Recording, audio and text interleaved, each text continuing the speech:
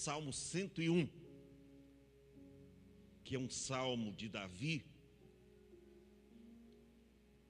e eu quero compartilhar convosco. Todos encontraram? Digam amém. Tá fraco esse amém, né, rapaz? Amém frio. Amém, irmãos?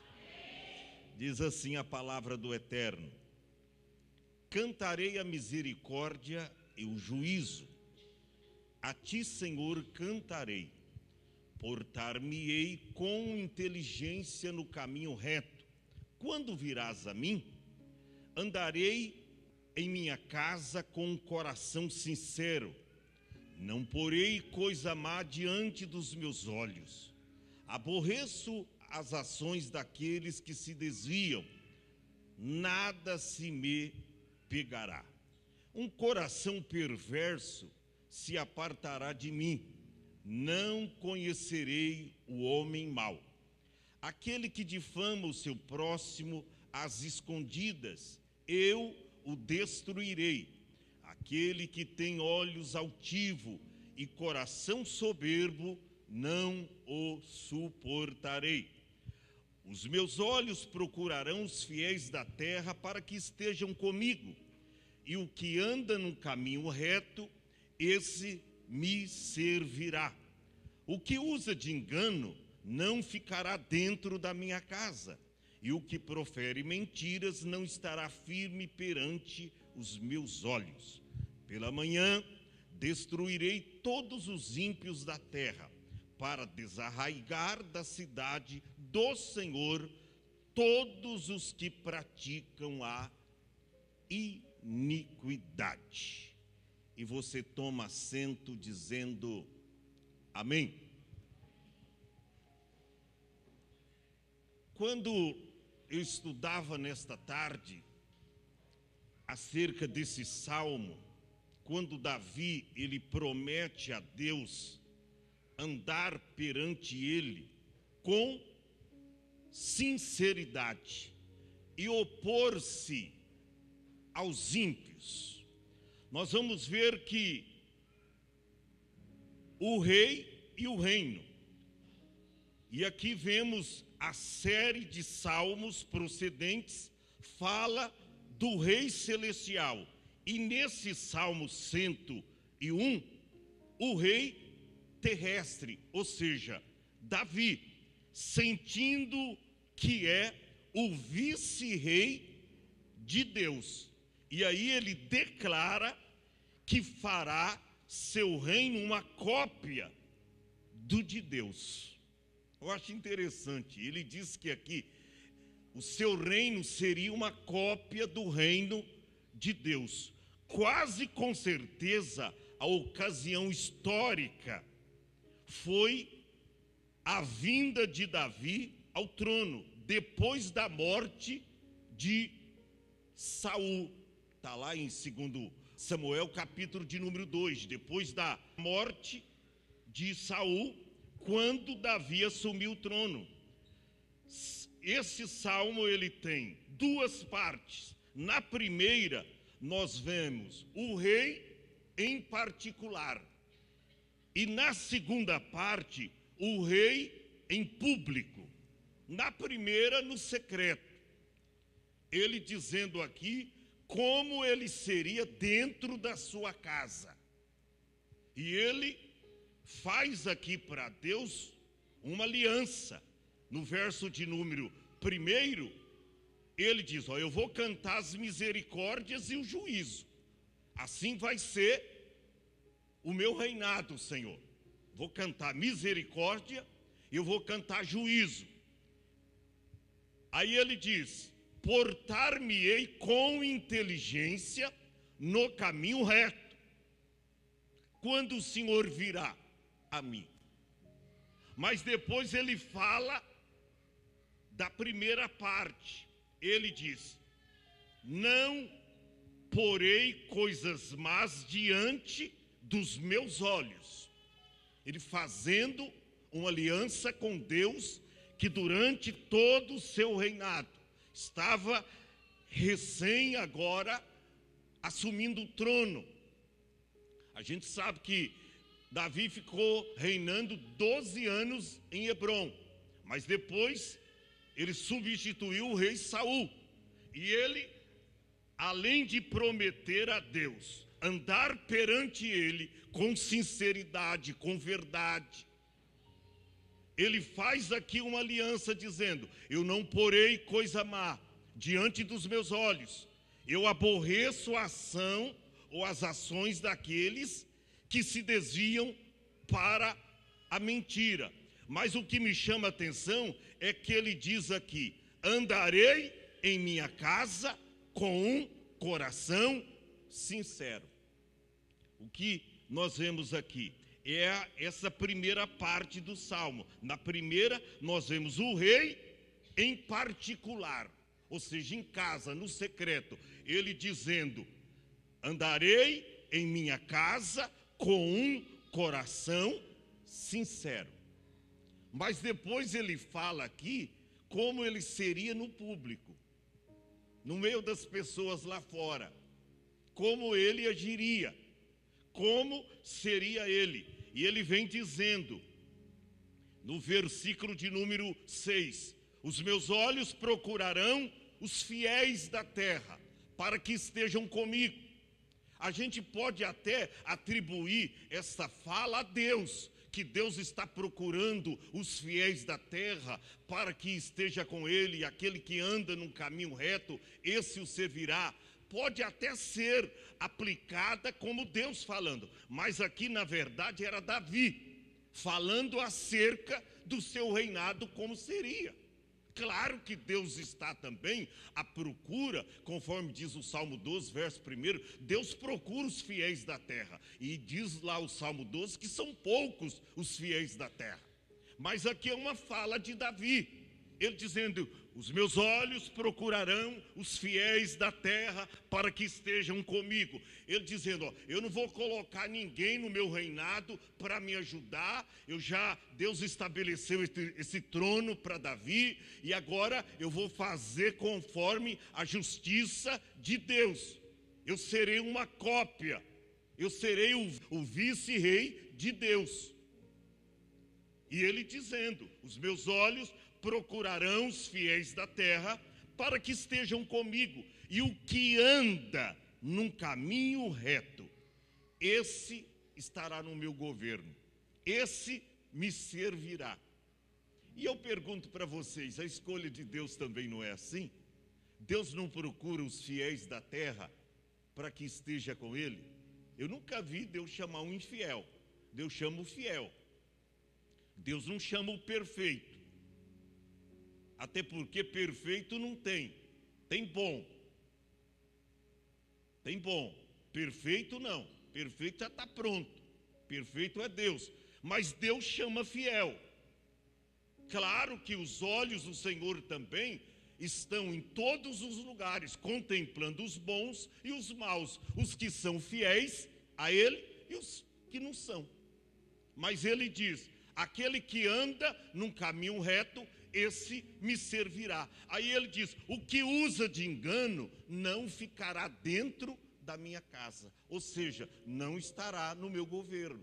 Não vou colocar para sentar na mesa comigo para comer. O que usa de engano. E eu fico pensando, quantas vezes a gente coloca na mesa para comer conosco pessoas com uma índole enganosa, pessoas falsas, pessoas que não são verdadeiras, pessoas que quando sentam na mesa, ao invés de trazer bênção, acrescentar, elas começam a falar mal das pessoas, e aquilo te traz uma impugnação espiritual, aquilo trava a sua bênção, trava o seu ministério, trava a sua vida espiritual, impugna. Eu não aceito essas coisas.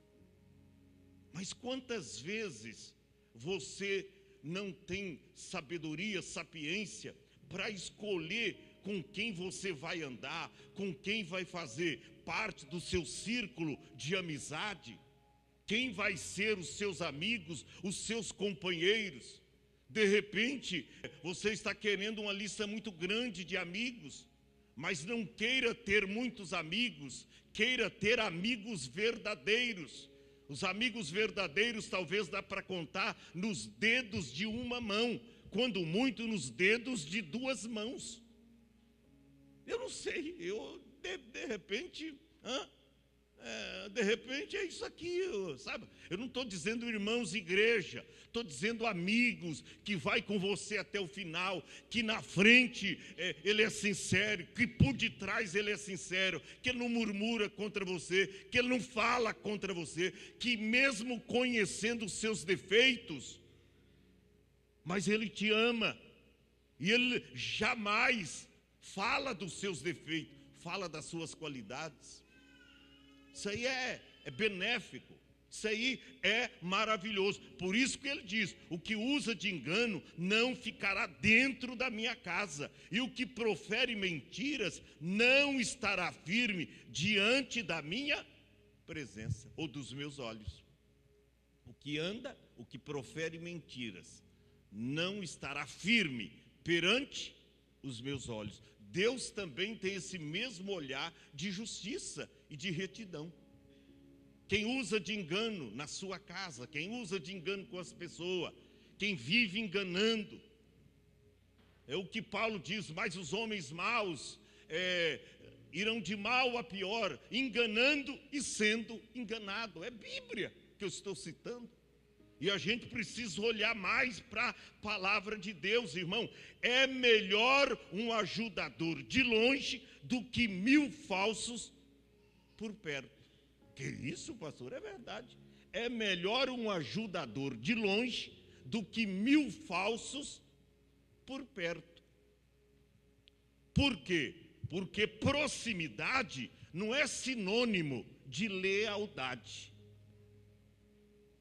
Proximidade não é sinônimo de lealdade. Eu prefiro alguém que está me ajudando de longe do que quem está fingindo que está me ajudando de perto. Está fingindo. De repente está colocando mais peso na arca. A gente está levando, ele está colocando mais peso, mas está perto.